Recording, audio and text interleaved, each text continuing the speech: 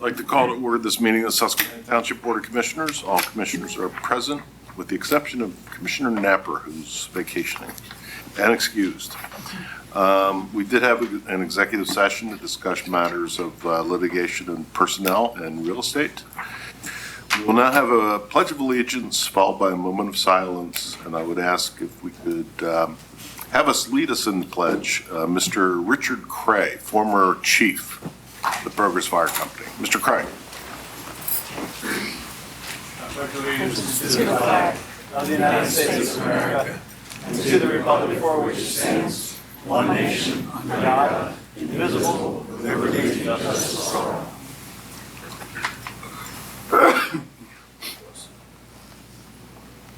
Bless you. Thanks, Mr. Craig. I don't think I've ever heard it done any better. Awesome. We'll start with petitions, complaints, suggestions from citizens. Does anybody wish to address the board tonight? If you would, please step forward. Hi, all. State your name, address, and try to limit your comments to 3 minutes. My name is Renee Nooney, 3653 North 3rd Street. And I'm just here, I was here last month, to get an update on a couple of things. I know we've had some visitors to our house about our complaints, including Teresa. So I guess the big thing is, where do we go with the ordinance that we discussed? Did anybody do any research? What do you want? The driveway ordinance, Chief. Yes, the driveway ordinance is still being worked on. Okay. I mean, you guys know what we're talking about? Yes, I stopped by your house as well, and I had discussions with Manager Eberly and communication with Chief and a couple other members of the staff. I did notice that a vehicle was parked close to your driveway, which would prohibit you from pulling in and out. And I reported a couple other issues to staff that I saw. I walked around the block and I did investigate. So I did see in person some of the concerns that you raised. And as Chief indicated, it's being worked on. Ordinances are drafted by our solicitor. So that would be the process. Well, he's filling in tonight. I'm filling in from Mike Miller. Yes. So the request was made from Ms. Nooney that we consider an ordinance that would prohibit vehicles from parking within certain distances with 2 feet, 3 feet from a driveway. And that is what the chief is researching to find out a little bit. There are some other communities, mainly cities, that do it. And we always do well when we look at ordinances that other communities have already established and trying to fit it to our own. So I think that's where the chief is in this matter. And naturally, I brought up the safety issue last month, so I mean, the longer we wait, the more opportunity there is for us to have them there. Because they do fly down that street. Officers, anybody who sat on 3rd Street will recognize that they do fly down that street. And I did report some high grass today, and I don't know where we are with the pool. Are we doing anything with my neighbor's pool that's like still collecting God knows what? I can check in the status. I know that I think a violation had been, or there's been contact with. Okay, thank you. That. Questions for me? No? I'll just note that on the driveway parking issue, that I've had complaints in the 3rd Ward, and Clayton Avenue seems to stick in my mind that so they would be good if, I mean, it's not just one person. I know I've got individual residents have complained to me in the past about that issue. Well, there's certainly, like I said, and you've seen it? Yes. You've seen it. There's a visual handicap there when we're pulling up, especially if we're backing up. When we try to pull in backwards, so that doesn't happen, but Lord knows there's lots of kids in that neighborhood, and they don't always follow the rules. So I appreciate the timeliness of that. Thank you. Thank you. Is there anybody else who'd like to address the board tonight? Oh, that was the other thing, I'm sorry. Did we look into the multifamily unit, they're the multifamily unit that should not be in the one right next door to us, that apparently we've brought. Yeah, it's been in, yeah, I mean, even your husband had indicated it's been in place since probably 2003. Sure, Yeah. but the ordinance is older than that.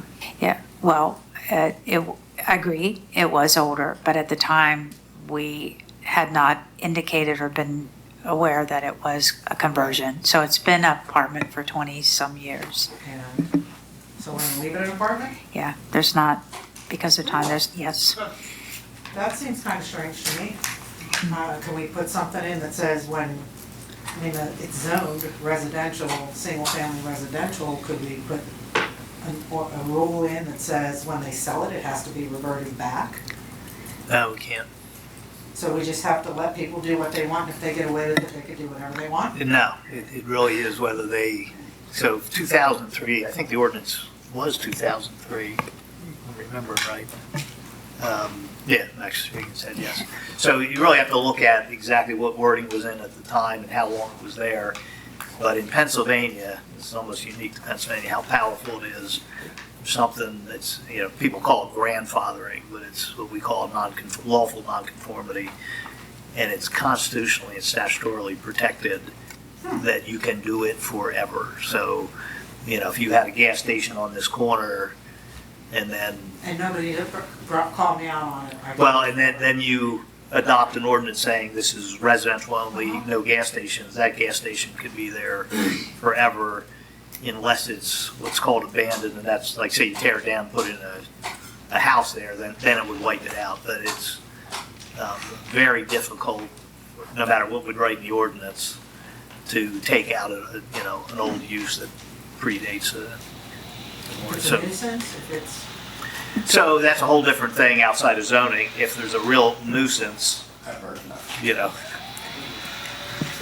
This is an issue, because they have been our nuisance.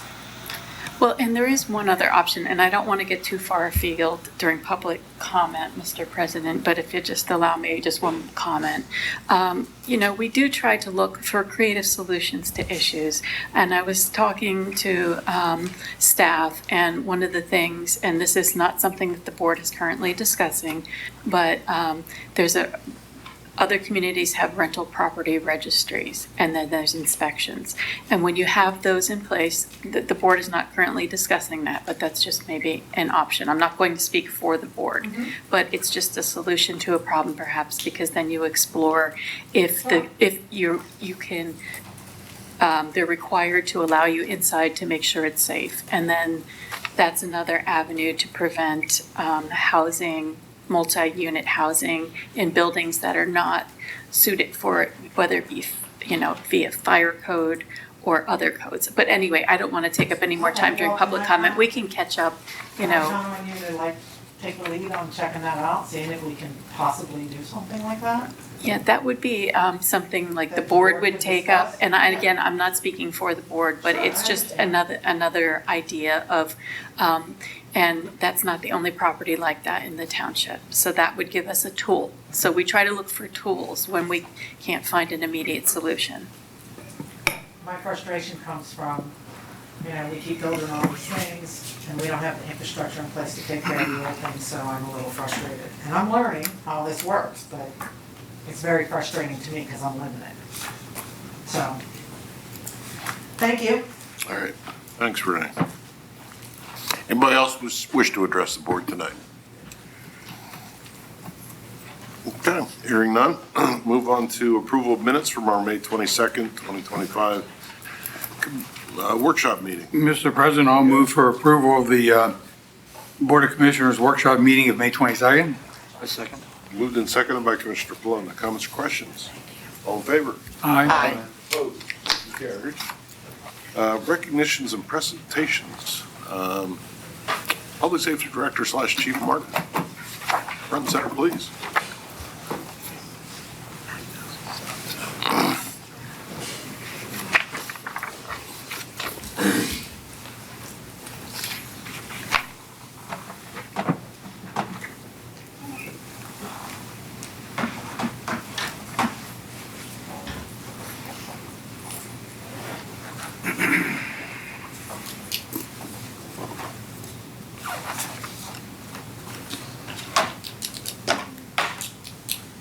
forgive me while I sit up here.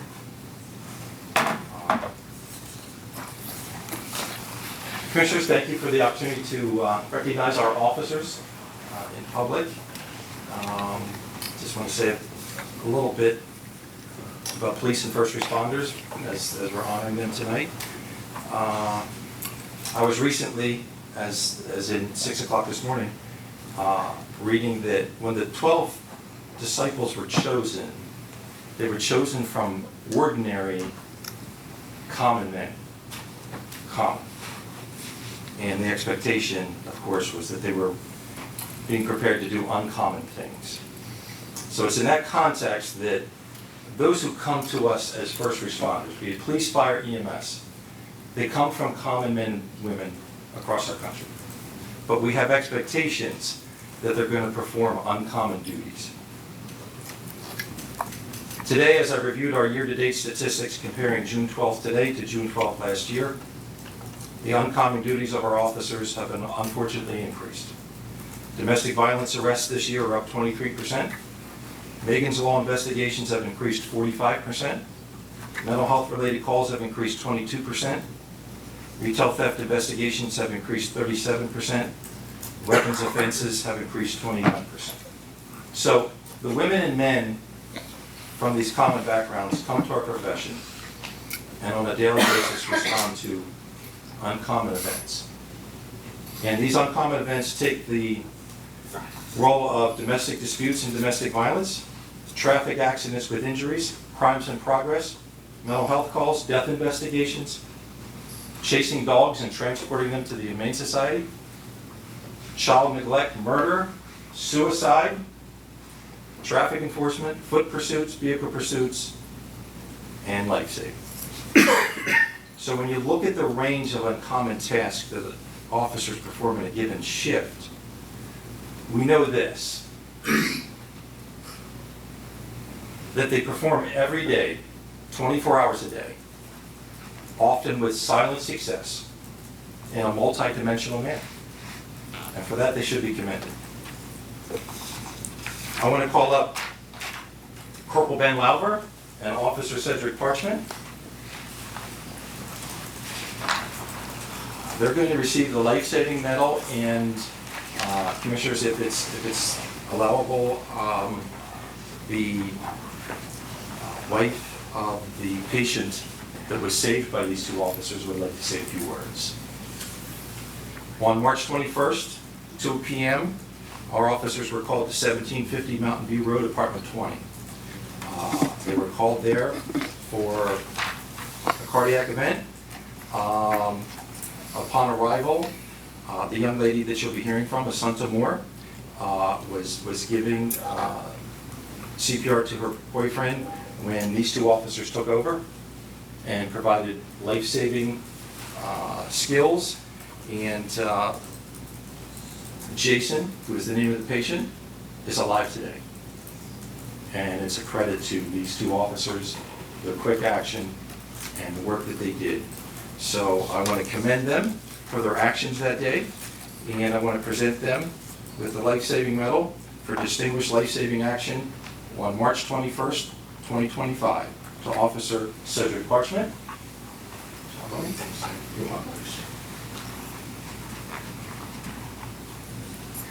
You're getting old hat. Corporal Ben Lauber. Thank you.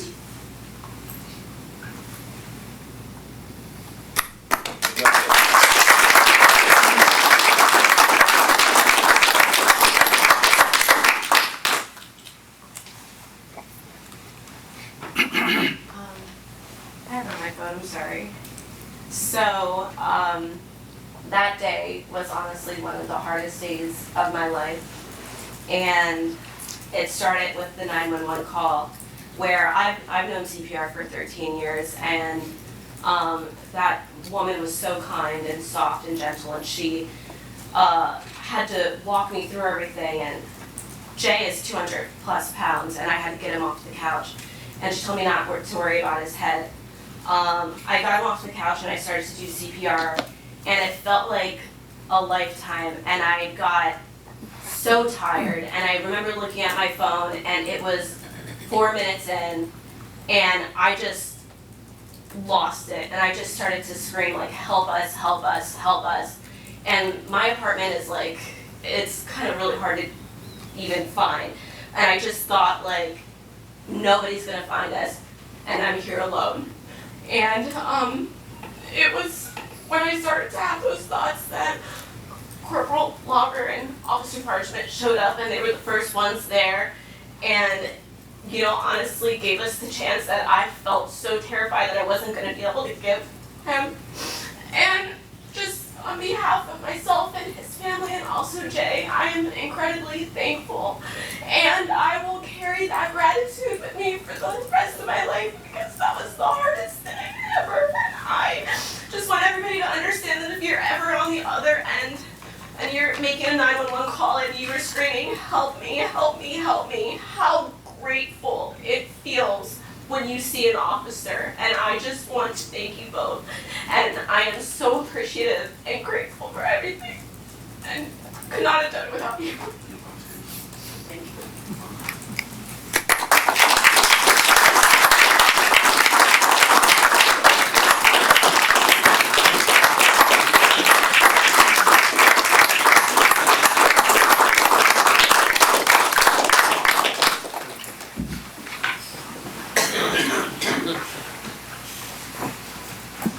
Officer Mike Martin. No relation.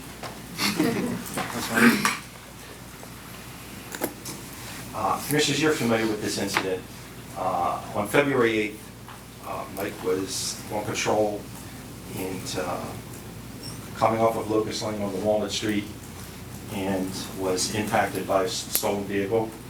And let me set up what happened and then talk about why Mike's getting this award. Ironically, that was not Mike's patrol beat. He's usually patrol beat 1 uptown, and he got switched around that day and found himself down on the far south end. The vehicle that struck Mike was a stolen vehicle. It was stolen about 4 or 5 o'clock that morning on the West Shore, and so that person driving that vehicle knew they were in a stolen vehicle. They were traveling eastbound on Walnut Street, and out of chance, one of our officers was sitting in the parking lot. Officer Kristen Deerdorf was sitting in the parking lot of the Progress Grill typing reports. So he saw her, and of course he knows he's in a stolen vehicle. He panics, and we could see this through all of our videos. And then he accelerates eastbound on Walnut Street through 36th Street, comes up at that large intersection with 38th Street and Locust Lane, goes into the turning lane, and he's continuing straight. Mike's coming through, and it was a horrific impact. The vehicle was totaled. When I arrived there, I didn't know what condition Mike was in. I was able to talk to him on the phone when he was in the hospital, and it was a very horrific incident. But how he survived that accident really is attributable to the technologies of vehicles today.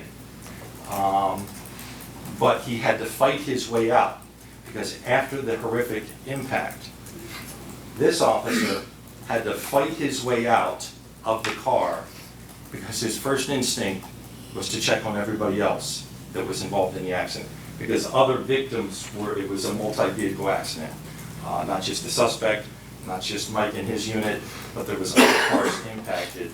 And this guy fought his way out of a horrifically damaged police vehicle to check on everybody else. And for that, having that uncommon instinct is why I'm commending Mike with an Award of Merit citation for outstanding police action on February 8th. And we're just blessed that he's able to be here with us tonight and continue on with his career. Thanks, Mike.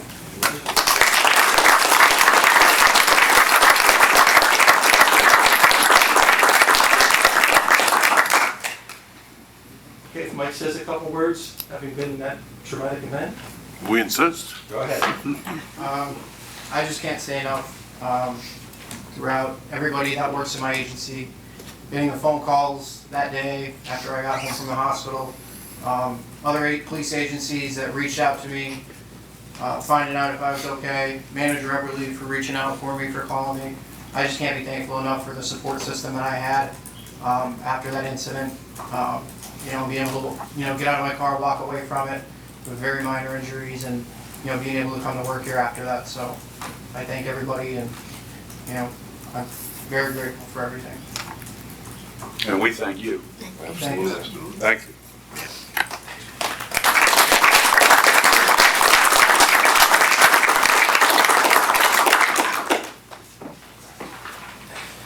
Okay, I'm going to call up Fire Marshal Dries, Chief Dries, and Corporal Chris Haynes.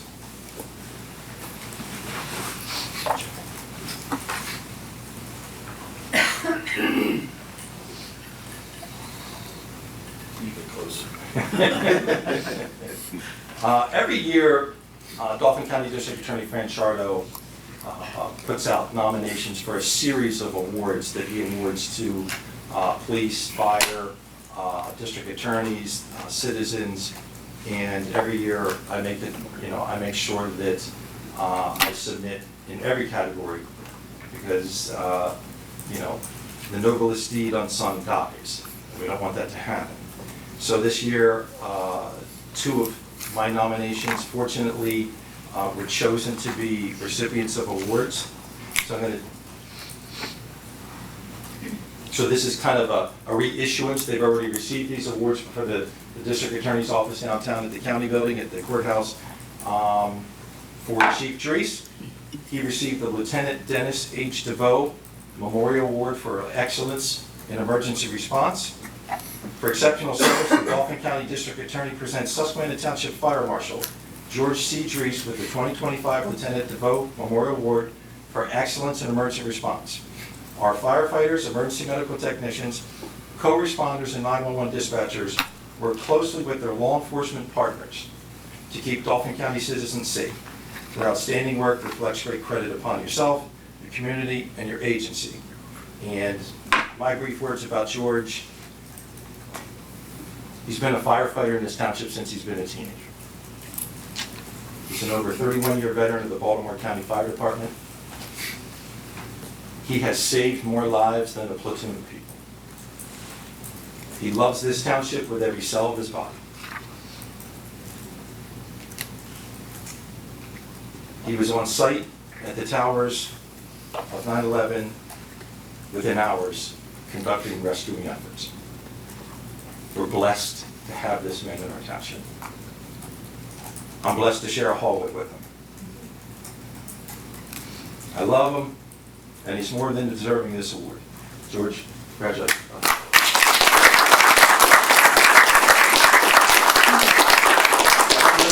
I never do. Less is more. This should be a tattoo.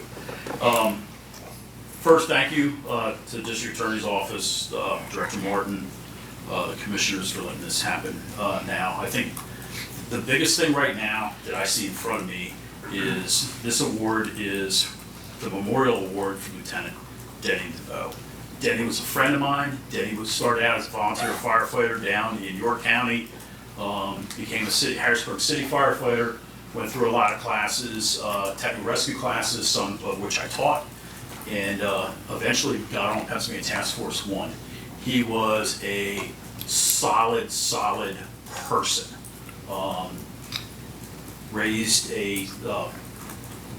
Was in the process of raising a son and a daughter. He was killed en route to a second alarm fire in the city of Harrisburg, which the result of the crash was criminal of that. And that's all I'm going to say on that. So this is very humbling. Denny was a good dude. I was blessed to know him and carry on to any work that he's ever done. So Godspeed, brother.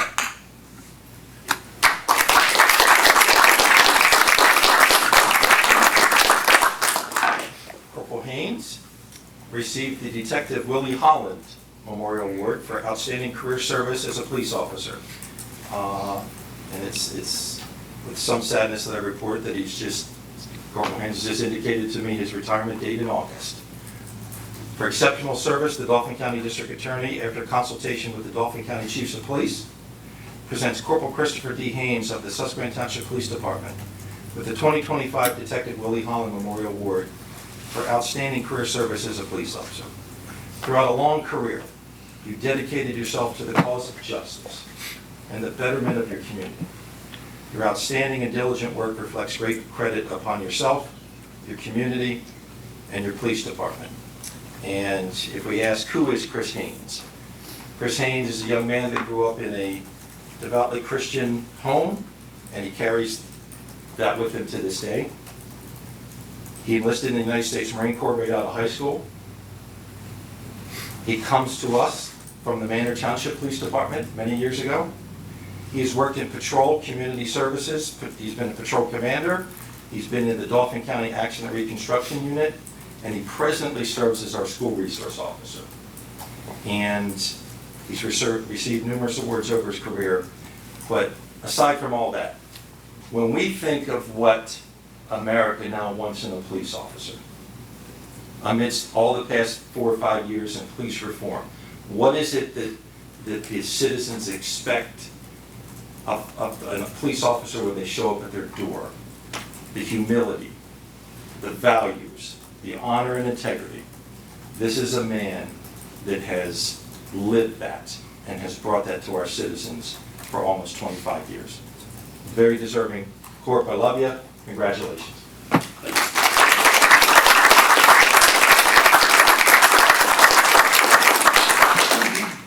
Well, first, Commissioners, I'll thank you. It has been a great 25 years. I see a lot of faces, I believe. I've been here pretty close as long as I have. It's been good to work with you. Two things. I should have asked the chief if I could say this, but I like to live by the golden rule when I'm working as a police officer. I've had the opportunity to, I believe, train probably 5 officers, and I've kind of adopted it the Corporal Haynes way. More or less treat every citizen like you think that they are the chief's best friend, because most likely the chief doesn't know that. Second, I believe you all know we have baseball cards. That I have the fortune that I'm able to work in the schools and try to make some differences with some kids. One of my favorite sayings, and it's on my baseball card, is the decision that I make today decision I make today helps determine the life I live tomorrow. So those, especially to the younger officers that are behind me, if they can take them with them, I think they could be up there here someday too. So thank you. All right.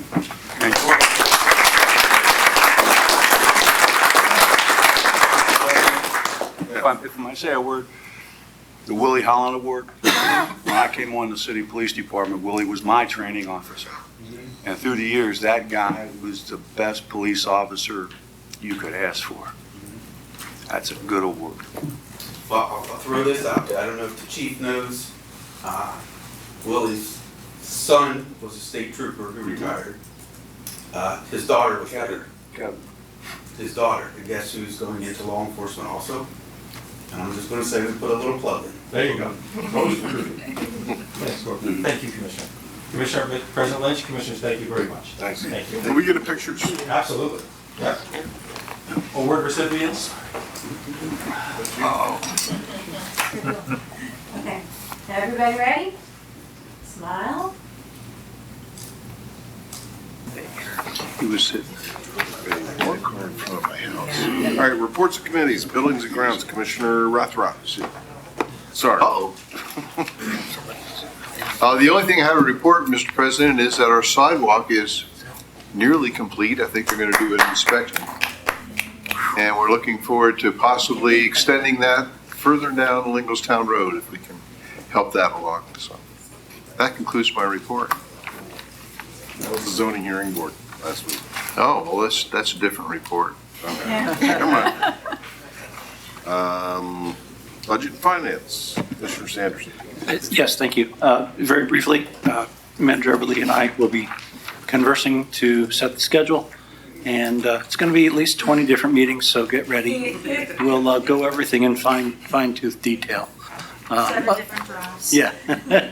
That's, to reiterate, as we say every year, if any commissioner has a particular project thought in mind as a budget line item, please say something to any one of us on the committee, to any township staffer.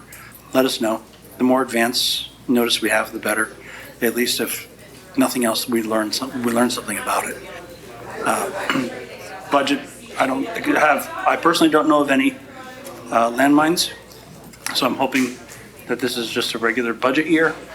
Certainly, the township has a lot of projects, irons in the fire, but I don't know of any crisis, knock on wood, that we're facing in the immediate term. So we'll probably start to get together in a month or two, which is normal. Typical schedule is when we start meeting in the middle of the year, and we'll pull it together, and we'll put some blood, sweat, and tears behind it and have a good time. And that's about it. Did you say irons in the fire? Irons in the fire.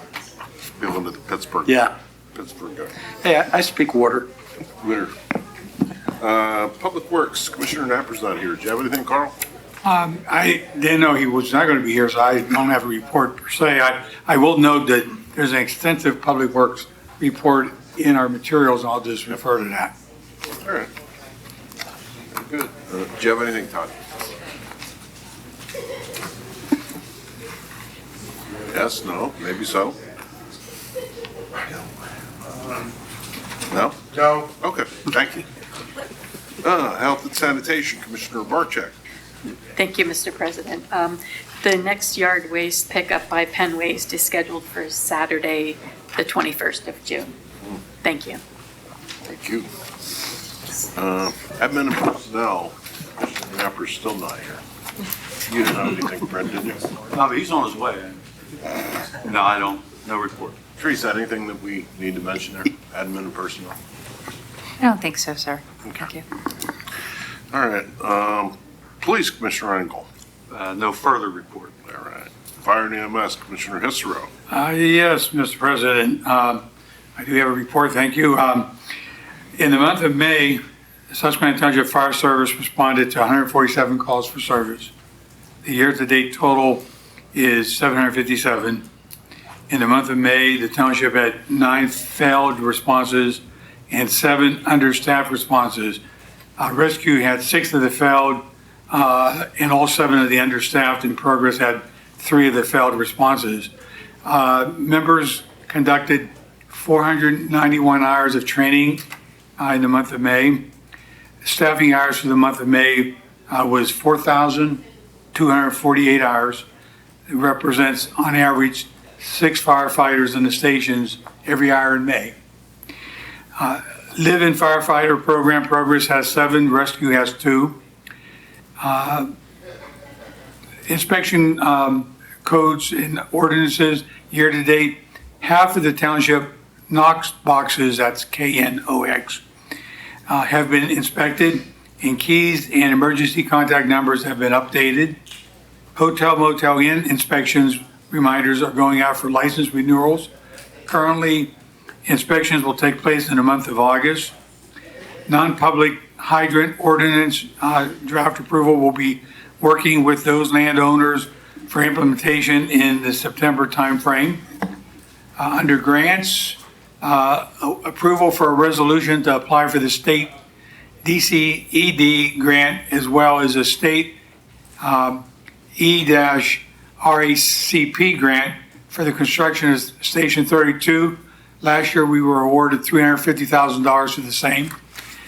We received a Dauphin County gaming grant for $175,000 for Station 32, bringing our total for the project to $621,000.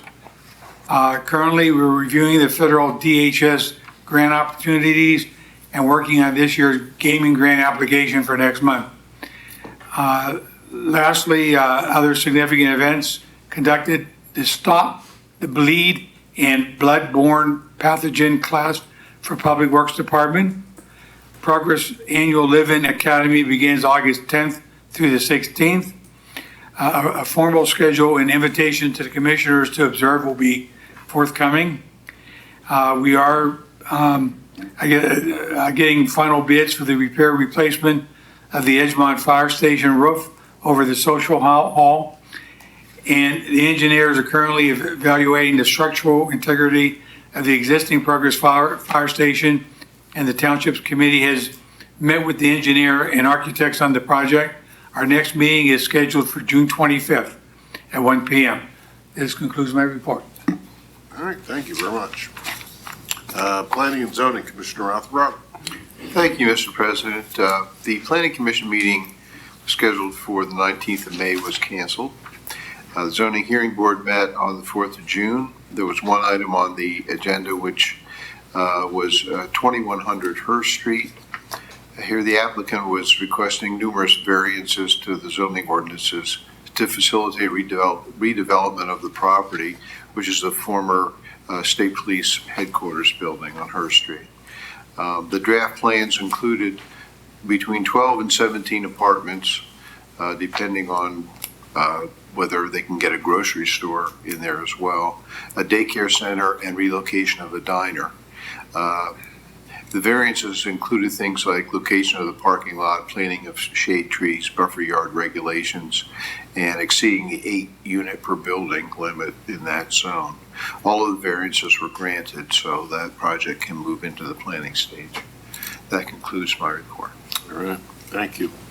School Board, Commissioner Felona. The next school board meeting will be this coming Monday, the 16th of June at 7 p.m. at the Administration Building. That ends my report, Mr. President. Thank you. Authority, Commissioner Sanderson.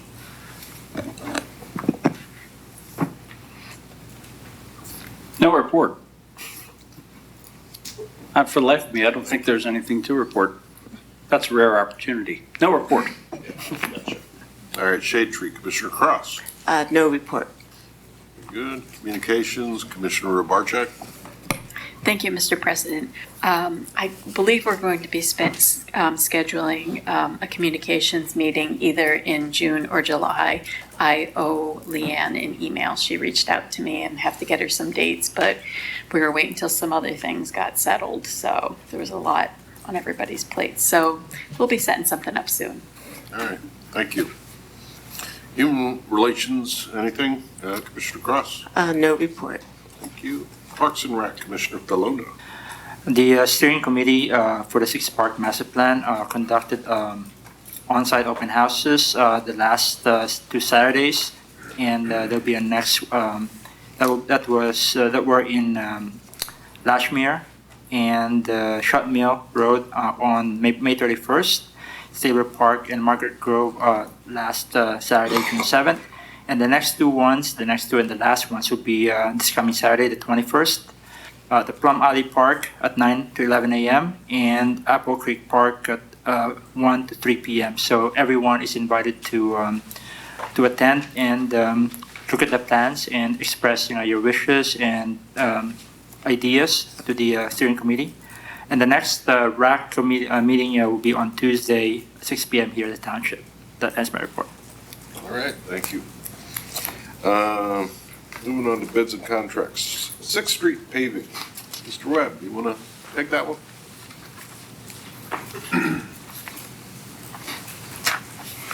Good evening. In front of you, you should have in your packet a memorandum from me outlining some historical information and recommendations for 6th Street. 2 options are provided. We can engage Acer Paving to rehabilitate the defective work that they had performed. That is at no cost to the township. We can also engage Acer Paving to rehabilitate their defective work and then take a section of where the ditch line is to the curb line for the length of the project. And that cost to the township would be $118,500. Does anybody have any questions? With that second option, it has the cost. In terms of thoughts, recommendations for the commission to consider it, I mean, because it hasn't been put out for bid, like if we could have gotten a better price or there's other ways of doing it. Just kind of presented to have any idea of whether or not this, is something we should do and is a reasonable cost. I mean, The majority of the project is at no cost. I'm sorry, I'm stepping in. Yeah. The majority of the project is at no cost, cost because I'm- they're repairing their work. Yeah, I'm talking about the other option with, that does have the cost. I can't imagine we could mobilize a company to come in and dig up a portion along that's already been repaired and repair the length of Sixth Street for $118,000. It makes sense why you have one company there doing work for free to complete the other work. That's my opinion as the first ward commissioner who's been driving down this road of disrepair for a long time. So it's basically side-by-side repairs. You're not gonna bring in two contractors to repair the same lane side by side. I'm sorry, if you have something to add. No, that was pretty much our basis as well, our thought process as well.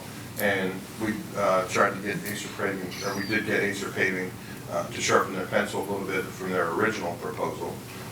HRG worked with them on the amount of quantities, and we went back and forth several times and came up with that price. I also offered to Acer paving to try and reduce the cost of it, that we would provide signage and flaggers for that project. Yeah, well, that's what I was trying to get at, why I was asking. I mean, it does make sense to have it all done at once, but, I wanted to be sure that, we still have a price that, isn't inflated, is a good deal for us. That's all I was trying to. But why didn't they want the flaggers? They didn't really, I guess. I think they just chose to use their own people, or if they may have a third-party flagging company come in and do that. I have a question. The question, I'm sorry. Go ahead. You mentioned in your memo about a possibility of adding ADA ramps, and it could be a maximum of $160,000 in addition to the $118,500. Is that just potential, or do we need to foresee that we need to budget? I mean, if we would choose to do that whole lane, so it would be that whole westbound lane, northbound lane. Basically from right around, I believe it's Edwin Street, right below the Rescue 37 firehouse, the whole way up to the length of the project. We would do that whole lane. That would pretty much trigger ADA curb ramp upgrades. So we went out and counted the amount of ADA curb ramps that would impact. And right now, the average going price for one corner is about $10,000 a corner. so is the true price the 118 plus the 160? No, the 160 is triggered if we would decide to do that whole lane. So if you would look at 6th Street now, how it is, you have that ditch line where the passenger side of your tires would run. Then you have the parking lane, which is what we're going to improve. That's what the $118,000 would cost. Yes. The remainder of the lane from to the double yellow, if we would improve that whole lane, that would trigger the $160,000. So that's only if we would do the whole lane. The 118 is just along between the curb line and the ditch. Okay. So we need a motion, Mr. President, to, Still have a question. well, But you're not recommending doing the whole lane? I'm just thinking, I haven't learned about We this. did not get a cost estimate to do the whole lane, because once I saw that's gonna trigger $160,000 and just what we're doing. Right. It's gonna be pretty expensive, and I didn't think it was. And then, honestly, if I would wanna do that, I would wanna do all of 6th Street, not just one lane, both lanes. Okay. So silly question then, why just the ditch line? Why just the 118,000? Is it that bad? It's. I think that, and like, the product that was, I think, provided, number one, is deficient. Yeah. And that section of 6th Street is multimodal. Yeah. So there's shared use with the bikes. And it's just not a good product. So that's gonna at least give us the turning, it's just gonna give us the parking lane and partially of the way out. Okay. And then I guess the last question is, does the 118 come out of liquid fuels or some other, is this Could come out financial? of liquid fuels, could come out of general fund. General fund, okay. Manager Everly, do you have any thought on that? It would be an unfunded project out of the capital projects, because I don't think it can come out of liquid fuels, right? You said you don't think it can? Yeah, correct. Potentially. Oh, I'm sorry, what was that? It could come out of where? We have a bucket of money called liquid fuels that comes from the state that we use for various things, including road repair. Oh, yeah, I'm familiar with that, okay. And I say that because it hasn't been bid, but it might be able to come out of liquid fuels. But if not, it would come out Well, of. that's what you had said, too, I think. And I have to schedule a meeting with the municipal services representatives from PennDOT. He's willing to come over and talk to us about a few things, and that's one of the things that I've asked. We're gonna do this small section. Can we use liquid fuels money for that? Or we could use, if it potentially works to be able to do that, we could use a combination as well.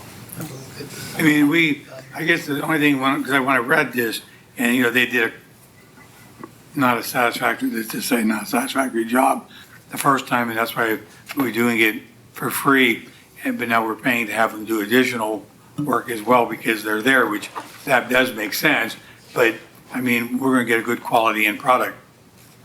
We are gonna have our staff on site for the whole length of the project to provide construction oversight.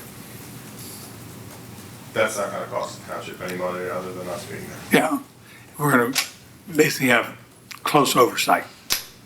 Commissioner Borchak. Thank you, Mr. President. So for those that aren't familiar with this stretch of road, I mean, for them to agree to repair this for free, it's in really bad shape. So when you have this particularly empty tractor trailers driving down 6th Street because of the condition of the road, it makes a lot of noise. And if you're familiar with the homes, they're situated close to the road.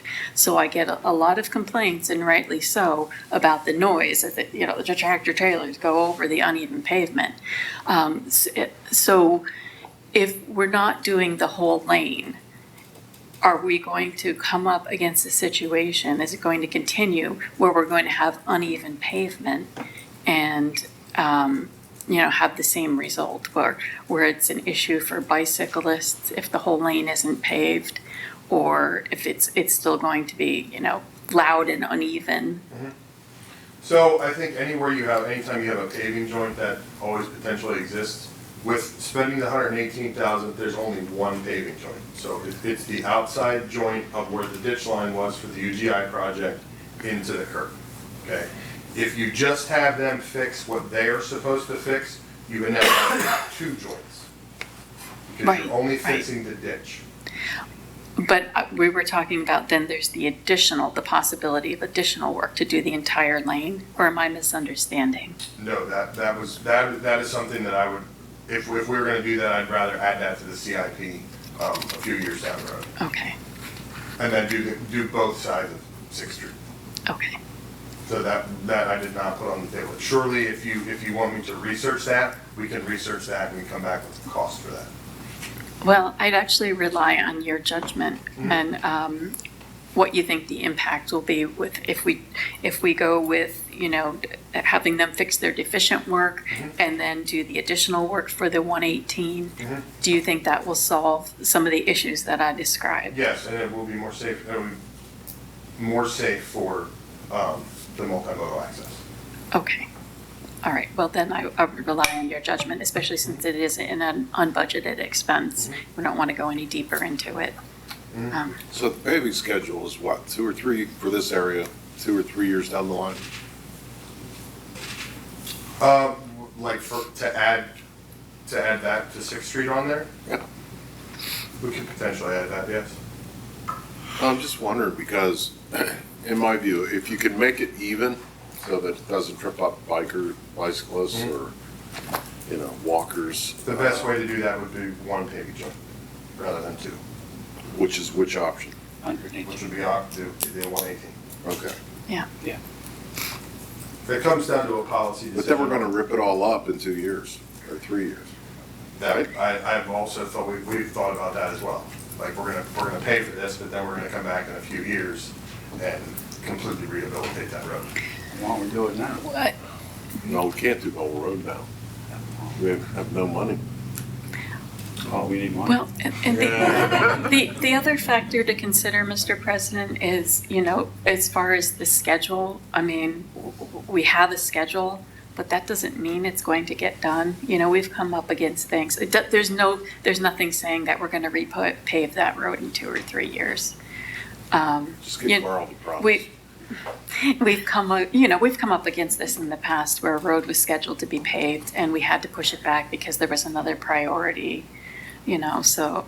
Well, my concern is that you spend an extra $116,000 to get you still not there, and then that potentially triggers $160,000 more dollars? Yep. Plus 88 ramps, and plus, and we're still not there in terms of doing a good job on the rehab. So what's your thought? Well, my thought is, and I've not eyeballed, I should have gone out there. You've been there. you're It's there pretty all the bad. time. For them to agree to do it for free, it's bad. Yeah, I'm just concerned about, scope creep, where this leads to this, leads to this, and all of a sudden, we're spending $500,000 on a piece of road that's gonna be torn up in 3 years, potentially, if we keep to the SIP. Yeah, there's no easy way out of this to make it, an easy solution. It's what solution is gonna hurt the least and be the safest for traffic and bicycles.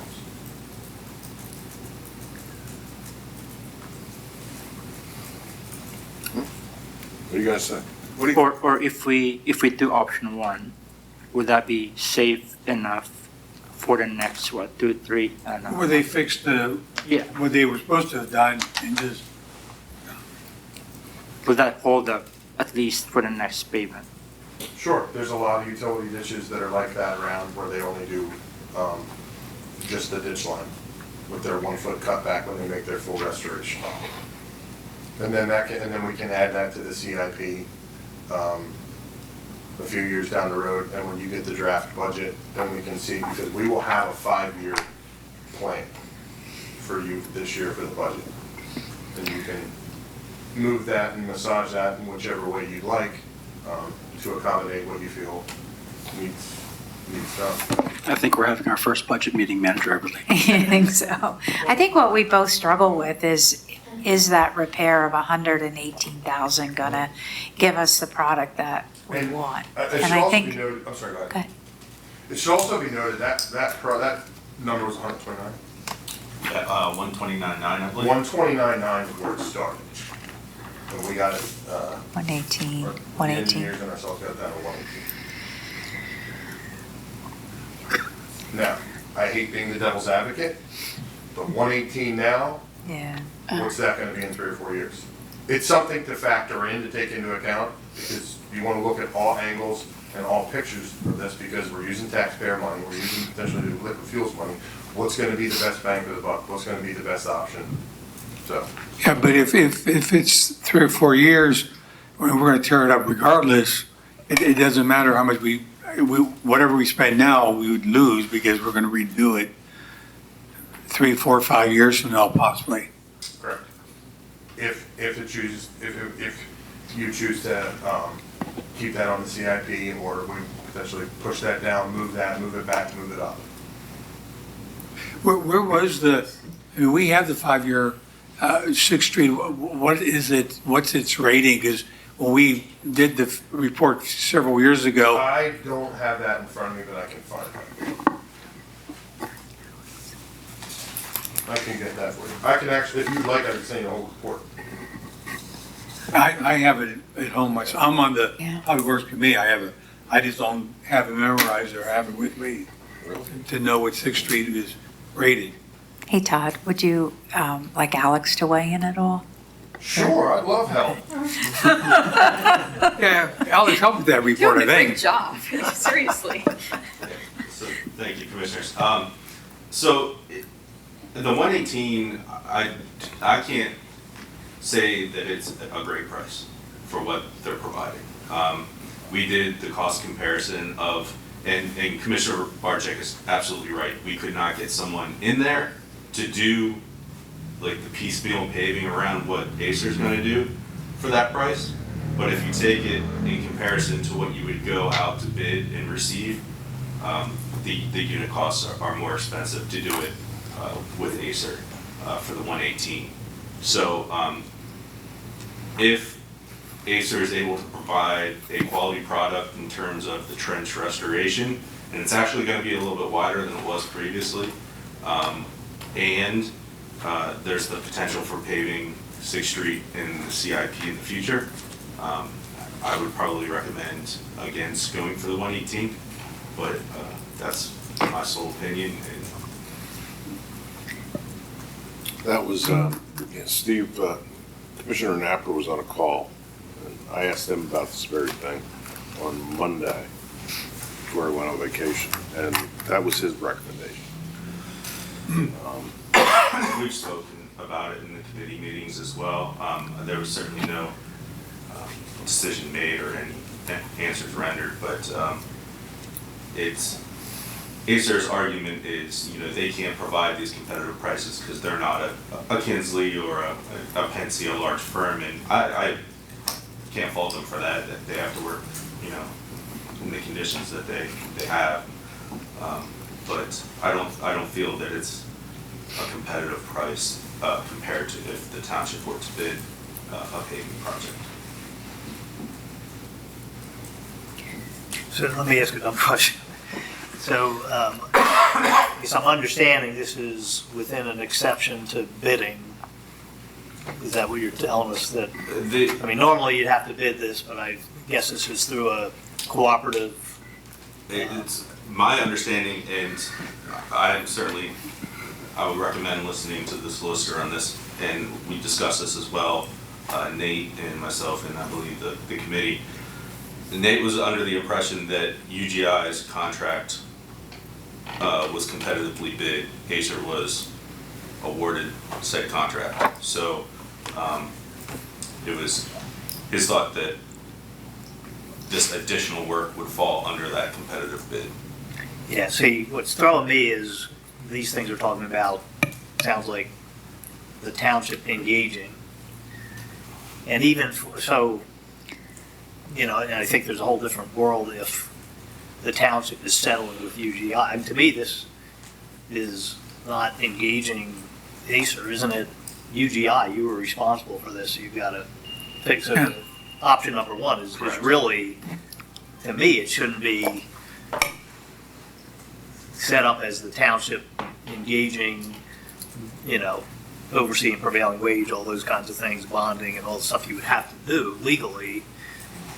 And then I could also see if you were trying to fold in the second piece, where it's probably more, be a little bit innovative, but it's almost working out a settlement with UGI, but it's UGI engaging its group that screwed it all up and saying, all right, part of our settlement, we will pay 118, say you were doing that. But normally, if you're engaging and you got all the public work stuff implicated here, well, why don't we just do this? I'm comfortable with engaging them to do the repairs free of charge because they did, shoddy work. And if the commitment is that this will be on the CIP plan at some point in the next 5 years to do the more repairs that are needed, I'm fine with that. I certainly appreciate all the effort you put into this. I know it's been months of meetings, and I appreciate the commitment you've gotten from them to do these repairs, which they should do, and I appreciate you getting us the price comparisons. But it sounds like there's a lot of questions about the additional work. So just to err on the side of caution, and I'll have to tell you, my initial thought when I saw this is if they did deficient work the first time, why would we pay them to do work? But my motion would be to go with option number one and just have them repair their work for the 6th Street paving, engage Acer to rehabilitate their defective work. And then we can look in the future I mean, you could sit here and play devil's advocate all day. There's pros and cons to each option, but So wasn't the street cut permit pulled by UGI though? Now, I'm not just at a loss of why it's not UGI, you know, you gotta deal with this. We did coordinate with UGI and Acer. We had meetings. Okay. The decision coming out of that was Acer admitting that the repair work on UGI's behalf was not acceptable, and they agreed to go back and redo that. So basically, they're going to go out and cut out all their patch. No, I get all that makes sense. It's just when you guys are saying engage is throwing me, or why you would even have to be supplying flaggers, you know, it's. Yeah, I think the decision is not to engage Acer to do additional work. I think is Yeah, I would I was just second. reading from the verbiage here Right, that said engage. Yeah, you really are saying, we're telling UGI, get your contractor out here. Exactly. Okay, I got it. And repair your work. That Yeah, makes, and I would second that motion, only comment because my prior life, I did the competitive bidding, et cetera, and prosecuted companies for bid rigging and things like that, that I would agree with Alex that, you know, we would be in much better shape to competitively bid and get a good price as opposed to just going with somebody who did a shoddy job the first time. So I would second that motion. All right, we have a motion and a second. Any other comments or questions, members of the board? Now, who's going to do the oversight inspection? Is that going to be you, your team, Todd? Okay. Well, that gives some comfort. Go ahead, Norm. Yeah. Any other questions or comments? All right, all those in favor? Aye. Opposed? Motion carries. Thank you so much. I Thanks, Todd. appreciate it. Thanks, Todd.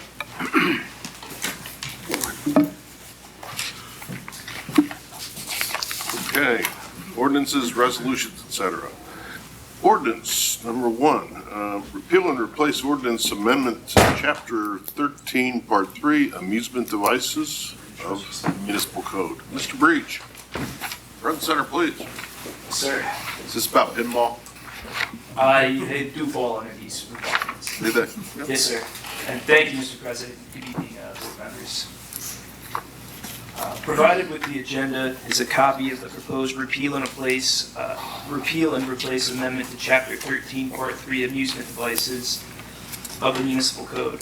The purpose of this amendment is to expand upon existing regulations for amusement devices in the township. This amendment was presented to the board at their meeting on May 22nd for initial review, receiving positive feedback and a couple small typos and grammar errors which have since been corrected. Staff is asking that the board schedule a public hearing on this ordinance amendment for Thursday, June 26th. And I'm happy to answer any questions about this request the board may have. Thank you. I'll move that we approve the advertisement. Second. Moved and seconded. Any comments, either on the motion or on the contents of the proposal? Yes, Mac, I had a couple questions. Sure. I'm trying to find it now in the ordinance, but there was a wording about, if there was any, like illegal or disruptive activity stemming from the operation of the devices, it would be considered a nuisance and their license would be revoked. And I guess my question is maybe more for the solicitor. Is that just standard language stemming from the operation of the devices? Because suppose there's nefarious activity going on at the establishment, but it has nothing to do with the devices. Suppose there's somebody selling drugs there or. yeah, I would think it would be limited to the devices. Although it just reminded me that there's a little suggestion I'd make, and that's in the restoration of suspended and revoked, where it says, restoration of suspended or revoked permit shall be at the sole discretion of the township manager. I think I'd take out sole discretion and change it to something like the determination shall be initially made by the township manager. You do have an appeal section later. This always, I know this shows up in ordinances and from time to time, but the concept in my mind of discretion, when you have essentially a permit or property right, it's really, you're either entitled to something or you aren't, so it's not really, discretion in reality, so I just, I don't think that's an accurate phrase, but I think it's a good ordinance. So I guess my question is, and perhaps I just didn't get your answer, is that the way it has to be worded? That they can only revoke the license if a nuisance happens? I'm sorry, which section are? It's page 4. Go ahead, Mac, you have it? It's 1308, section 1.3, solicitor. Let's see. Actually 1C. 1C. Sorry, 1C, okay. yeah.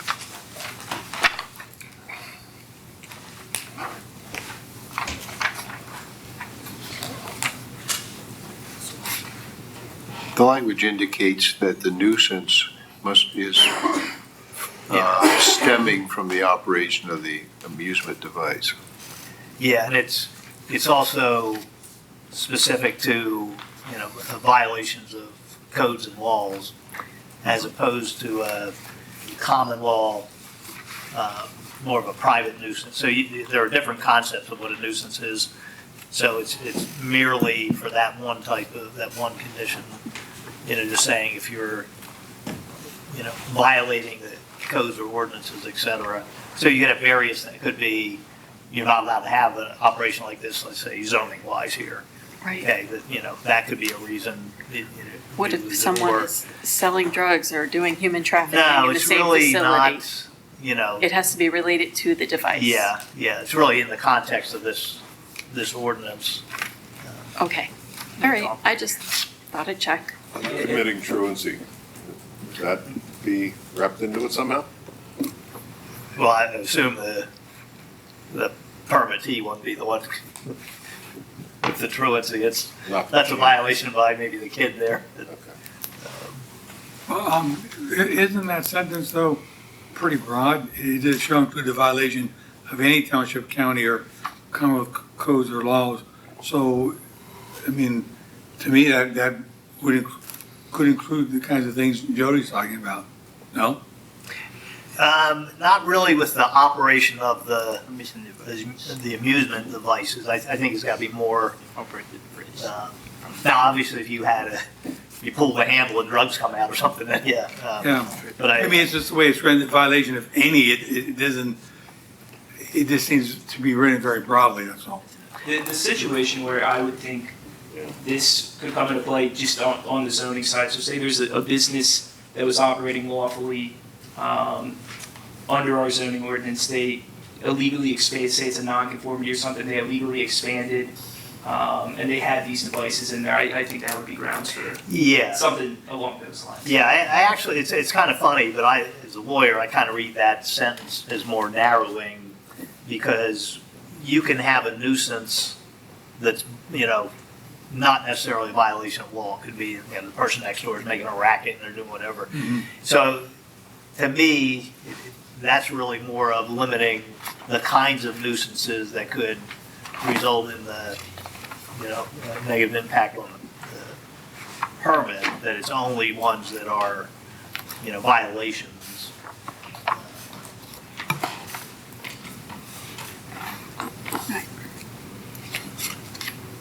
Question on the definitions. Yes, sir. Amusement device. We have insertion of a coin, slug, token, plate, or disc. Should we update that to include like credit cards, tapping cards, or Bitcoin? I mean, we're talking about slugs and coins here versus reality of skills games these days. Yeah, I think that's a valid point.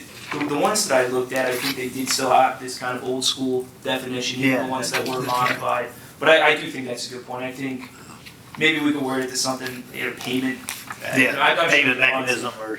Yeah, because that's a good point. The games of skill, I mean, you can put cash, or I think some of them you can use your cards as well, so I think that's a good point. Thank you. Just put your fingerprint on it, or any kind of like electronic payment. It reduces your heart rate. Yeah, because there will be new ones coming in anyway. So you know, as long as all these are digital or electronic payments, then you can capture it versus the physical. It's been moved to second. Any other comments? I just want to say thanks to all the staff that worked on this. I know a lot of work went into putting this together and assembling the lists of, you know, businesses that have these machines, and thank you all to everybody who worked on it. And for the record, Rob, the chief and Manager Everly, how many machines do we have in how many locations? It keeps rolling, it keeps growing, I know. Definitely hundreds. Hundreds, Yeah, yeah. I I think think it's there's about 50 locations and I think it's about 80 locations. 80 now. Yeah, and I think it's like 250 just skill games, and I think it's closer to 300, including, you know, Chuck E. Cheese Cheese. devices in the movie theaters, arcades. It's a substantial amount. Yeah, they're located in many places. There's a lot of cash involved. How about that? There was a report online today about a robbery in East Hanover, West Hanover Township. 2 machines, all cash, and it came to about $8,000-9,000, just from one location. Yeah, so it's a concern. And to the staff's credit, Manager Eberly put it together, and it was really a wonderful presentation. Was to all the stakeholders, people that actually own these machines or operate them in their places of business. They got a full overview of all their obligations under the existing law and under proposed law in Susquehanna Township. And it's not, you know, it's way over our heads as to whether they exist, are legal. You know, the courts have decided that they are, but whether or not they, you know, generate revenue for the township or continue to suck resources dry, which is the case now, is something that we can get our hands across. So it was a very good workshop, and I applaud the staff for putting it together and carrying it out. Thank you. I mean, hats off, it was a teamwork. I think all of the community development folks back with the ordinance, he's phenomenal with ordinances, and just the team with Joe Vida and Laura Miller and Eric Bowman was great. They've done a lot of footwork on this. And Okay, we do have a motion and a second. Any other comments or questions? All in favor? Aye. Opposed? Motion carries. All right. We're on the smoke shops now, huh? Yep. Okay, referral to Planning Commission, draft zoning ordinance amendment for smoke shops, tobacco stores, and hookah bars. Mr. Breach. Yes, sir. Thank you, Mr. President. Provided with the agenda is a copy of the draft zoning text amendment for smoke shops, tobacco stores, and hookah bars. The purpose of this amendment is to provide locational and general regulations for tobacco-based uses which are not provided for under the current zoning ordinance. A preliminary version of this amendment was reviewed by the Planning Commission at their April meeting, with revisions being made by staff off of their feedback. This evening, staff is asking that the board refer this item to both the Township and Dauphin County Planning Commissions for further review. I could give a brief overview of what staff has put together here. So I'm sure if anybody on the board has driven down Walnut Street lately or in any of our shopping centers, we have seen an intense proliferation of these tobacco shops, smoke shops. A lot of them function kind of as paraphernalia stores, essentially. We're up to 10 that are up and running in the township. I think 6 or 7 of those are within about half a mile of each other on Walnut Street. And we just consistently, you know, administering the zoning ordinance day to day, we face consistent questions about this. We face a lot of, I think the township as a whole faces a lot of pressure from these stores being opened and operated. I think the region does too. I don't think it's just us that is battling with this. I mean, it's all over the place along commercial corridors.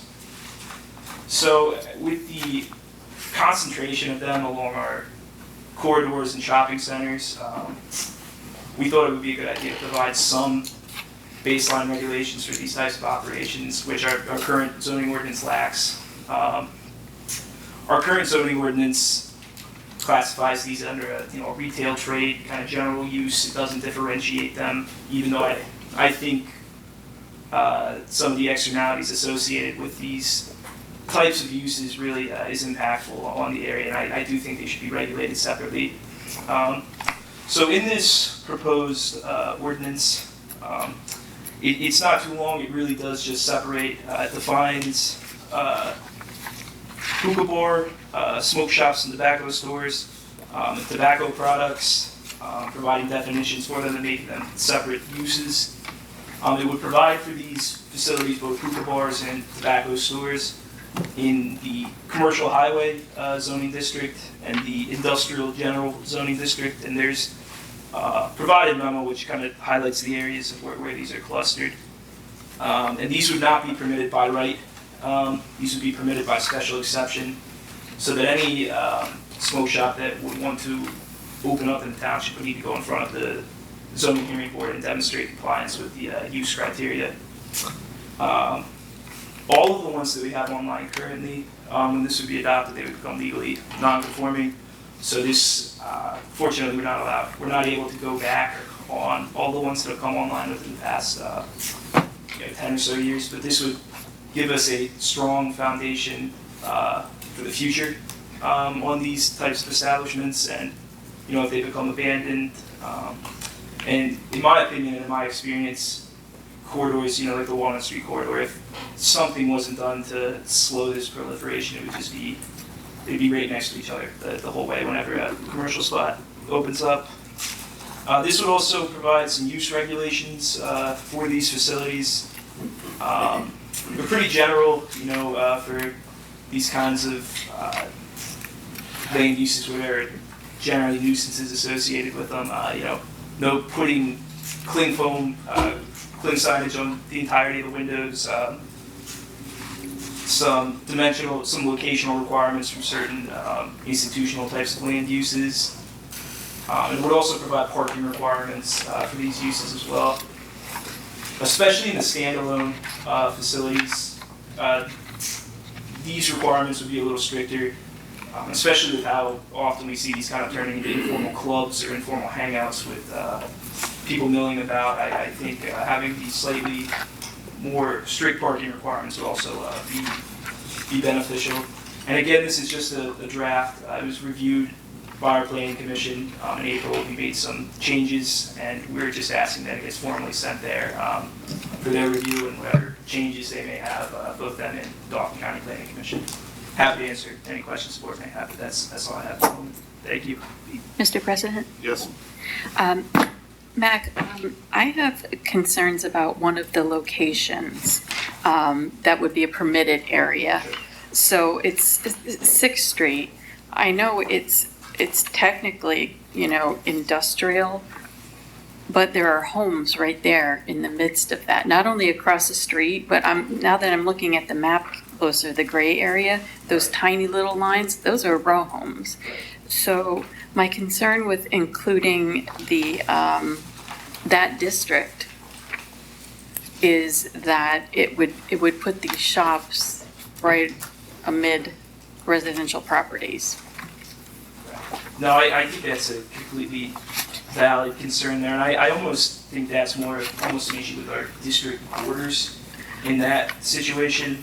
I mean, I think to address that, we need to remove it from the industrial district entirely and just have it focused in the commercial highway district, and maybe we could look at another potential. I would be more comfortable with that because, and as President Lynch raised earlier with the games of skill, there's potential for crime, opportunity for crime. We've seen the same things with these shops being robbed at gunpoint. So, I mean, to have them so close to homes right there, that's concerning. And that's already a relatively high crime area. So I could see where folks might, if there were a shop there, someone might, be drawn to it. No, for the wrong reasons. Yeah, that's a great point. I mean, the one thing I would like to point out is that in the use regulations for these, we do have that none of the smoke shops are able to have any games of skill in them. Right. Yeah. So, but I think that's sensible. Maybe definitely look at a different district if it gets sent to the planning commission, where maybe this would be more appropriate than the industrial district. I think the reason we placed it there is just because that's the most intensive zoning district in the township, and trying to isolate these uses from other uses, that's good. Right, I understand why you did it, but knowing the area. And then I guess I had a question about the difference between the smoke shops and the hookah bars. So there's two items. Alcohol cannot be brought on premises. That's listed for hookah bars, but not for smoke shops.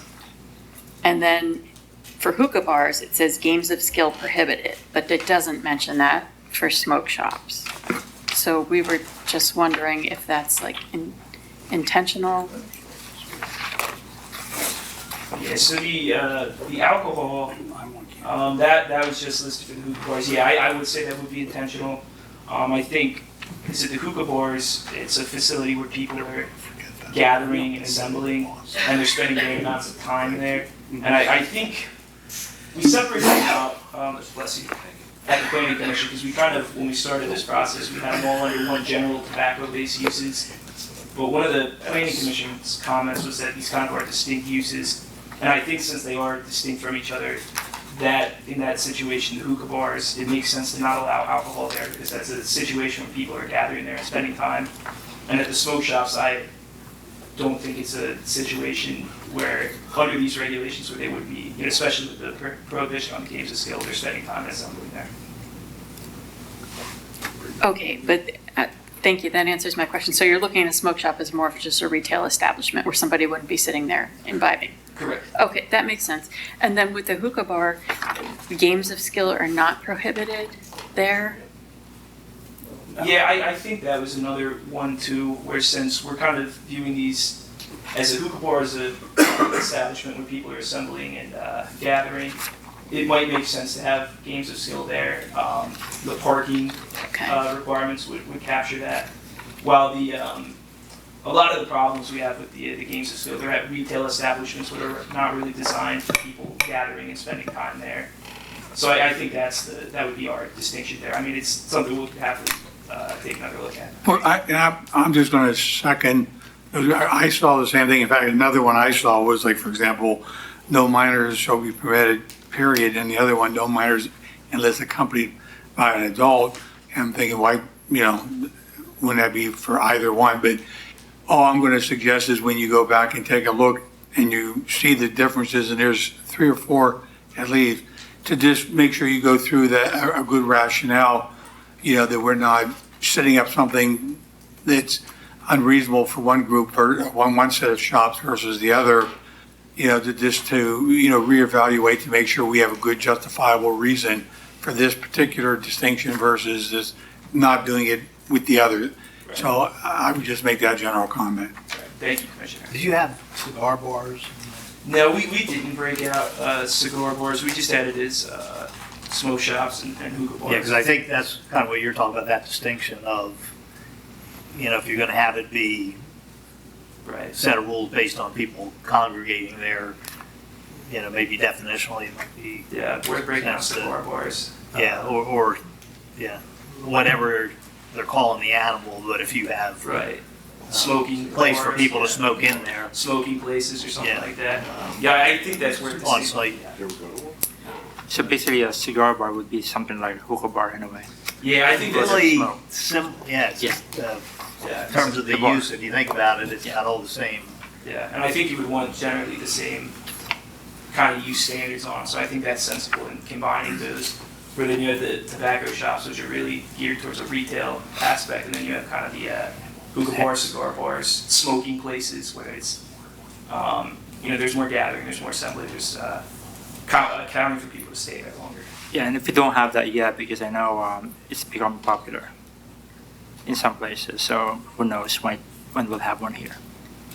Might as well capture that. With those comments in mind, when you go back, I'll make a motion to refer the proposed ordinance to the township and the planning commission. Second. Move that second. Just want to say real quick, Thank you. Overall, I think the ordinance is really good and much needed, so thank you for everybody who worked on it. Thank you for the support. Yeah, we don't want to see this go up in smoke. Welcome to the house. All right, any other questions or comments? All in favor? Aye. Opposed? Motion carries. Thank you, Commissioners. Thanks, Matt. Chief, implementation of fees to be imposed by the Township Police Department for use of our equipment and for service.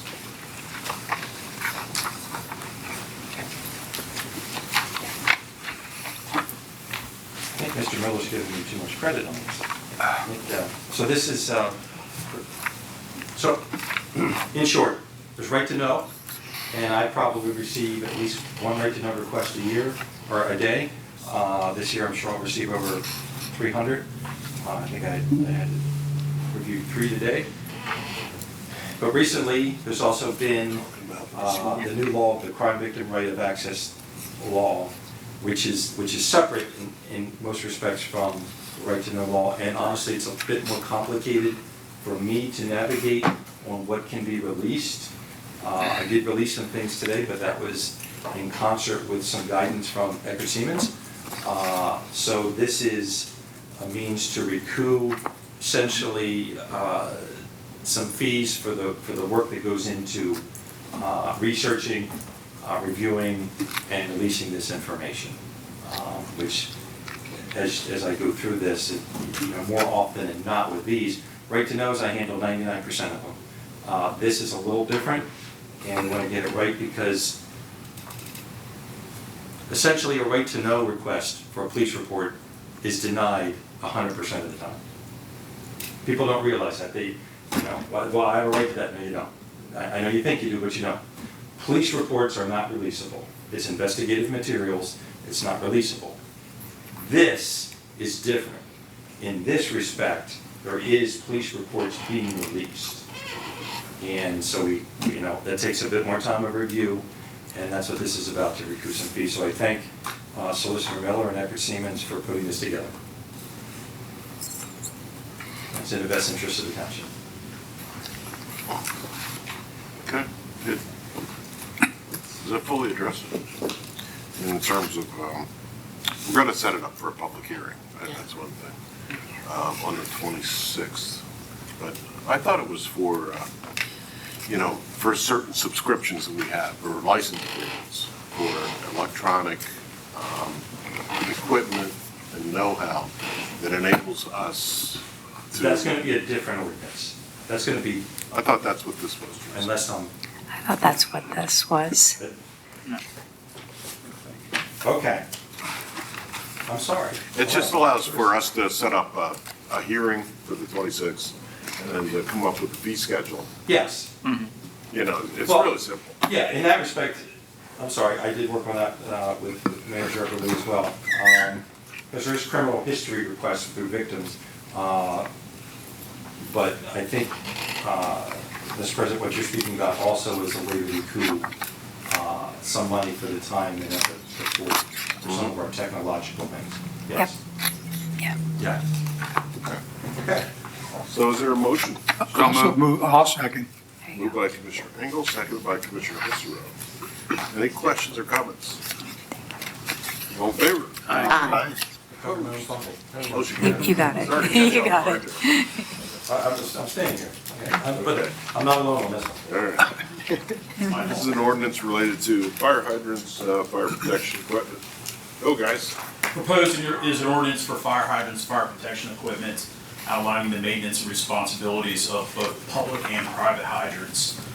Township staff asking for authorization to advertise the ordinance. Shortest version of this, we're before the planning committee and the commissioners, and they asked, Commissioner Barczyk asked about non-public hydrants and how are they maintained. Went back, researched, and they weren't. So moving forward, we went through and I found an ordinance that was perfect for Susquehanna Township. Scrolled down a little bit farther and found out Manager Everly wrote that ordinance. She was across the river. So wordsmithed it and made it into Susquehanna Township, sent it in front of the solicitor, and after a couple of changes to that, that's what you have tentatively before you and asking for the hearing on the 26th. So, Second. Moved and second. Comments or questions? Thank you. Thank you. Good job, Julie. Nice work. Trademark Silver Spring. All right, all in favor? Aye. Opposed, motion carries. All right, moving on to staff reports. Manager Upper. Thank you, Mr. President. We were happy to have 4 crash haulers attend our pre-bid meeting this Tuesday. That's a pretty good show. There was some great discussion, some good questions back and forth. So I think we're in a very good position. So we're excited to see that. Also, just one thing, there was a concern raised about our hotels and how we afford the police service that we need for those. And with that concern, that prompted the chief to contact the Dauphin County Commissioners and just to look for opportunities on how we might be able to bolster our financial support. If I could, would you mind coming up and just talking about what you did? We're very proud of what happened here, and he did a lot of good work, not only for us, but for other surrounding townships. Well, thank you, Manager Everly. You've certainly heard from me a lot the past year or two about hotels, and total calls at our hotels last year, we have 9 hotels, total calls was about 1,000. That's a lot, right? So this has been a pet peeve of mine, and I've known about this hotel tax, and so I started digging into it, started doing some research, and I found that Adams County has a hotel tax, but they take 12.5% of the revenue that they receive, and they give that back to the municipalities that have 2 criteria: full-time municipal police departments and hotels. On Dauphin County, that's only 6 municipalities: the city, Susquehanna, Swatara, Derry, Lower Paxton, and Lower Swatara. And the total revenue budgeted by Dauphin County this year for hotel tax is $14 million.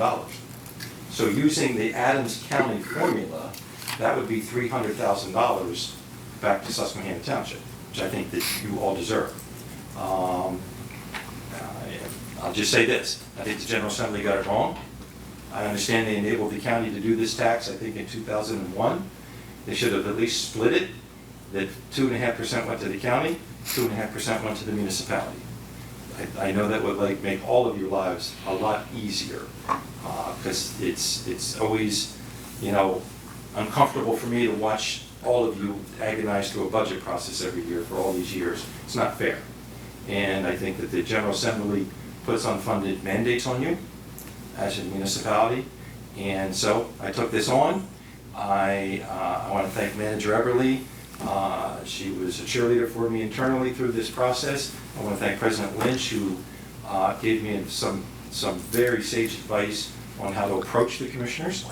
I went through the county chiefs to bring this up as a concern, and they appointed me to be the point person and run with this. So about a week and a half ago, myself, joined by my committee of 3 chiefs, went and met with the commissioners, and they're all in, and they understand, and they want to, I'm happy to report that they said to us chiefs, first of all, the gaming grants going forward are going to be heavily public safety related for fire and EMS, and that they want to use the hotel revenue as grants for the police departments in Dauphin County.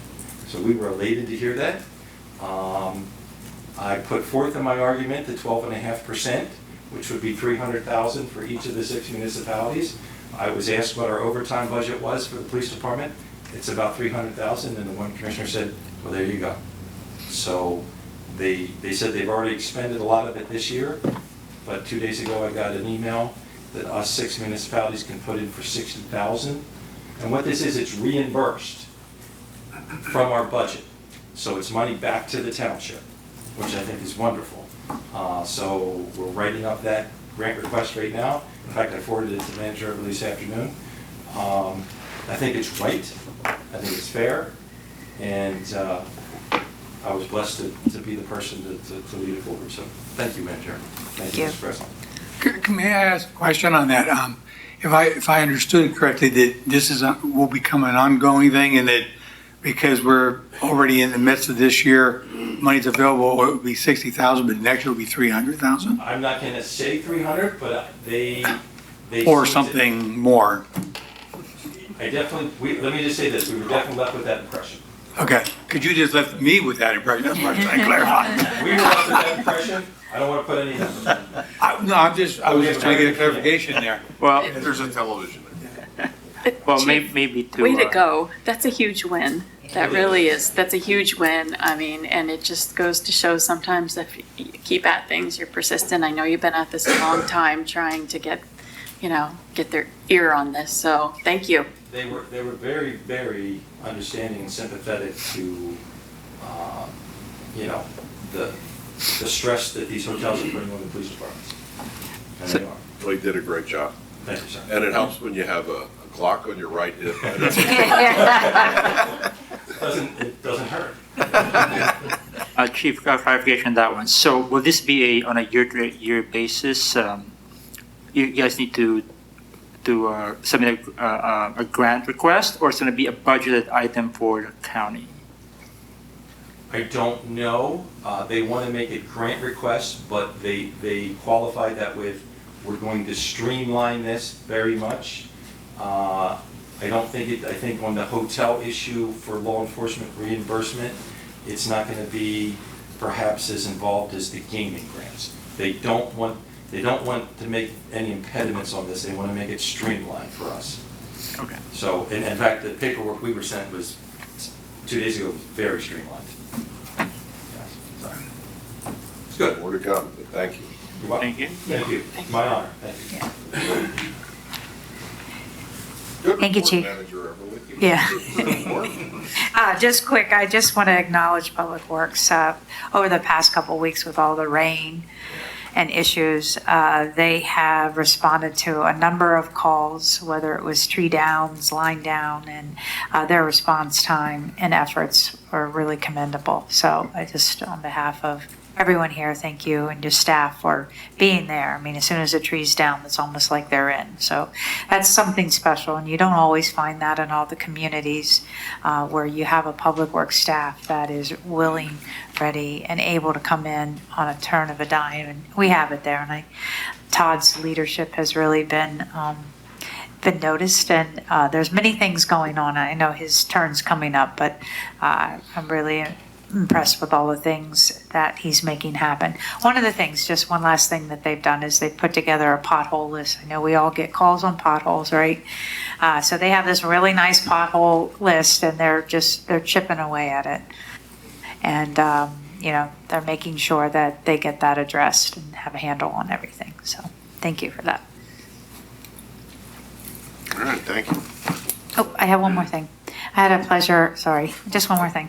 I had a pleasure of attending some of the park community meetings, and it's been really eye-opening and really it's just been really delightful to see all of our interest in our parks from our community. And thank Doug for putting that all together and bringing people together. It just really, people are excited about what we have here, and appreciate all you do. Thanks.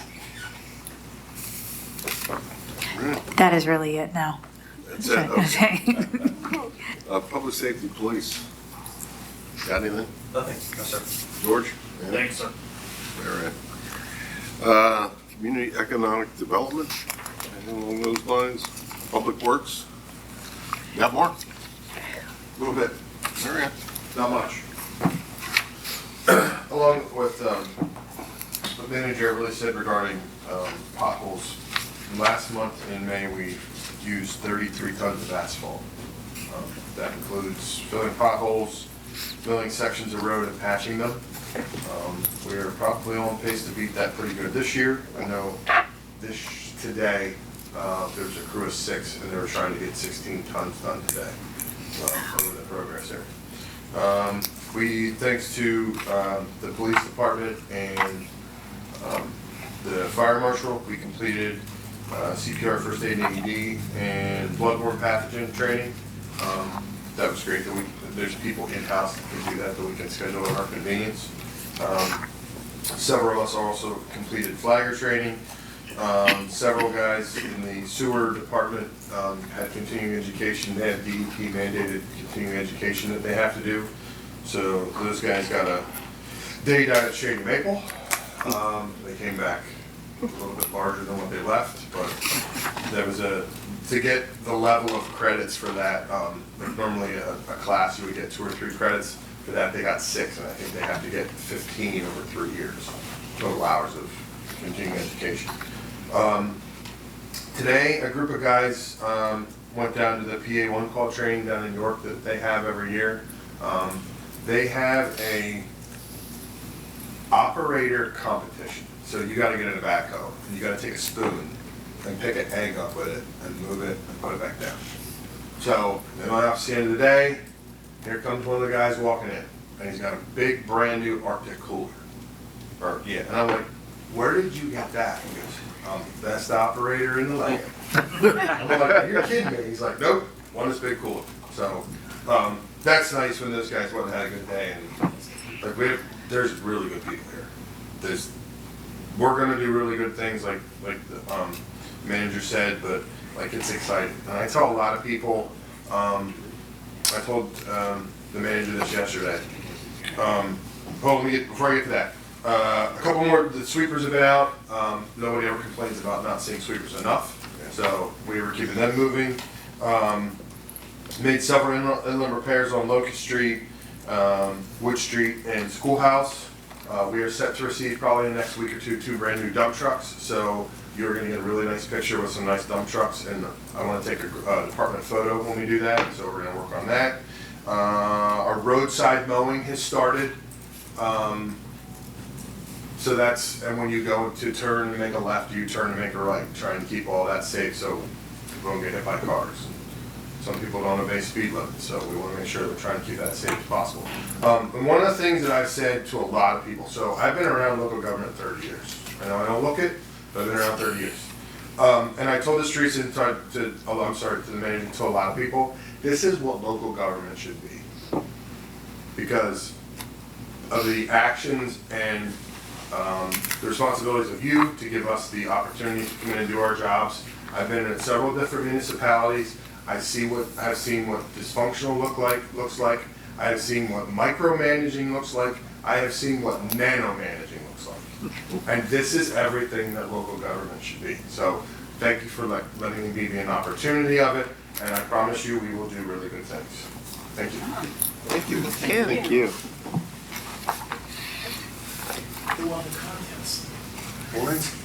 Can you adopt that, Alex? No, I'm not even gonna try. How about the Law Bureau? Got anything over there? I didn't send anything for me to report on, so. All right. Thank you. Parks and Rec, got anything, Doug? Real quick. I know the Six Park Master Plan's been mentioned a few times this evening. I've been pleasantly surprised with the outcome and the turnout at our on-site meetings. It's the first time that I've done it this way. So I've been pretty excited to see the turnout come out. And not only just our residents, I've had various commissioners come out and various members of the RAC come out and the steering committee. So it's been a great turnout. So last year we had over 25 people come out, and we have publicly stated there will be no pool. A couple of the residents were upset, but once we gave them the rationale, explained to them what some of our goals are, getting connection to the green belt from that property, their tune changed pretty quickly, and they're all on board with what we want to do and whatever ideas come in through that as well. Shut Mill, we had over 12 people come out that day.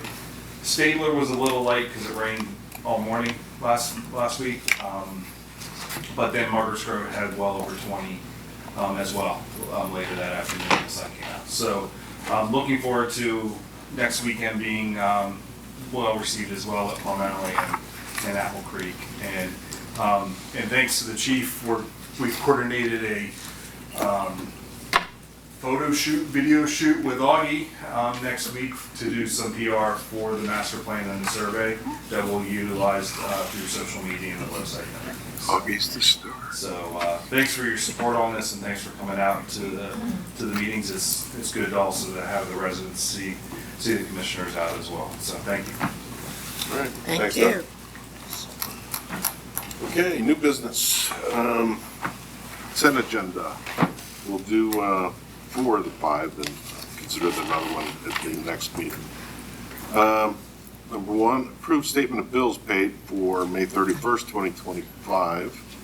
Number 2, approved hiring of Zachary Heiner, truck driver labor, effective 6/24/25.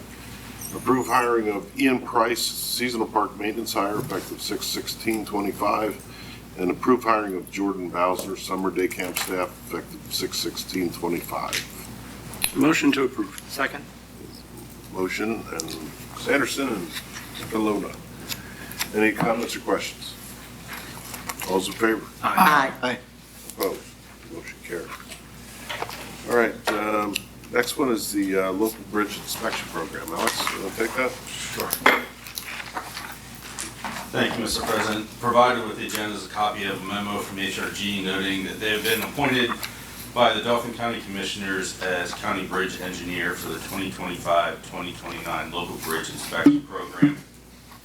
HRG will be responsible for inspection of the following bridges listed on that is Bridge over Schoolhouse Lane, Walker Mill Road, Cone Road, and State Farm Road. These bridges will again be inspected under the auspices of Dauphin County, provided the Board of Commissioners is in agreement. The Pennsylvania Department of Transportation, overseer of the bridge inspection program, requires the township indicate their desire to participate in the county bridge inspection program. The deadline for approval is June 16th. So this is up for consideration to approve participation in that bridge inspection program. I can answer any questions you have. Well, let's get a motion on the floor. So moved. Second. Moved and seconded by Commissioner Engel. Is there any cost associated? No cost to the township. It's federal and state dollars. Anybody else, questions or comments for Alex? I think that's all my question. What happened to the bridge that we were talking about 2 years ago? Cone Road? Cool. So Cone Road maintains steady in the most recent inspections. A new report should be coming out here shortly. Yeah, don't they do it like quarterly, and we've been monitoring it, Correct. and it's been stable the last several Correct. reports. So the Cone Road Bridge is a priority 1 bridge that gets inspected every 3 months. The other bridges get inspected every 2 years unless they become a priority bridge. Cone Road Bridge has remained unchanged. The TIP funding for that has been approved, and the federal funding, the reimbursement agreement is now with the Chief Counsel of PennDOT. Once they give their nod and approval, you can get moved into the scoping process with PennDOT, and then subsequent into design and permitting and construction. So I think right now that's slated for 2026, 2027, permitting, design, and construction. Yeah, we were doing that, this is a refresher, because we were looking at a temporary bridge, but that was gonna cost us quite a bit of money, several $100,000 plus Correct. easy. Whereas the permanent final project was gonna be, for the township, a lot less, our share was gonna be very small. And we agreed to try to hold off on doing the temporary bridge as long as the bridge stays stable, and so far it has. Correct, yeah. Township obligation for the actual superstructure replacement, I believe is $36,000 on a budget of $1.8 million, so it's pretty nice. Any other comments or questions? Before we come, all those in favor? Aye. Opposed? Carried. Traffic study for Cone Road.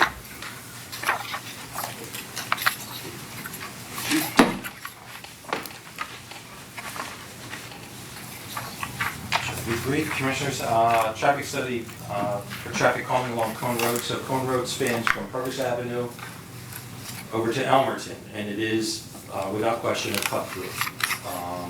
And it received a lot of cut-through traffic, and there's actually a decent amount of pedestrian traffic in some portions of Cone Road as well. So we did a study. Nothing in our recommendations here is regulatory or needs an ordinance. However, there is a lot here that unfortunately is going to make my brother Webb and his folks busy. I do recommend these traffic calming measures. I still, even as recent as last week, received complaints from citizens about speeding on Cone Road. So it has my recommendation. Mr. President, it's a third ward project here. I'm going to move to accept and implement the traffic study recommendations. Second. Moved and seconded. Comments or questions? All in favor? Aye. Aye. Opposed? Motion carries. Mr. President, if I may, Chief, I'm sorry, can I bring up two traffic issues, please, while you're here? Sure. That maybe the department can take a look at? Sure. I received complaints about traffic on Parkway, like speeding. They come flying off of Front Street. And so I had folks request a speed hump or a speed cushion. I tempered expectations with that and tried to explain the engineering behind all that, but they were also looking for a potential four-way stop sign at Parkway and Green. That would definitely slow people down, I think. If you could take a look, or your department could take a look at that, really appreciate it. I know we've looked at it in the past, but we have a lot more truck traffic in the neighborhood now too, so a four-way stop sign, if it's warranted and possible. Okay. And then the other one is Front Street. I know this is a state road, but the citizens on Front Street near Fort Hunter, all the way up to Middle Paxton Township, they've actually started a petition, and they sent it to the state representatives and state senators. And I'm wondering what we can do, if anything. I know it's a state road, but I'll mention that one of the items they pointed out, and I noticed as well, there's very few speed limit signs there in that stretch of Front Street. And some of them are kind of almost hidden by the trees. I'm not saying that's the end-all be-all solution. I know people still speed, but they've gone as far as to, I don't know if you've seen this, invest at their own expense to create signs that every home has and every business. Okay. And it's really creative. It's a picture of a dog and it's like, stay alive at 35 or something like this. So if you can look at it, or the department can look at it, because they've invested a lot of energy into their own, Yes, that came to us, and I did send a letter to PennDOT because they had to do that study. They did this study. I thought I forwarded it. If I didn't, I would get that out. No, I think maybe that study was more of the limiting truck traffic. Yeah, because they were looking for that too, and I know Yes, there's and- little and- we can do about And that. PennDOT said no. PennDOT said no. But we can look at, I think, in terms of some of the speeding stuff and taking a look at the speed limit and traffic calming, some of that we can do. So we'll take a look. And we're saying, we're talking about Front Street north of Lindleystown Road. Yes. To the township line. Yep. Yes. Gotcha, okay. Thank you, I appreciate it. Yeah. They appreciate it. Absolutely. Thank you, sir. Any other commissioner comments? Motion to adjourn. Second. So moved. Wow. Guess we're out of here.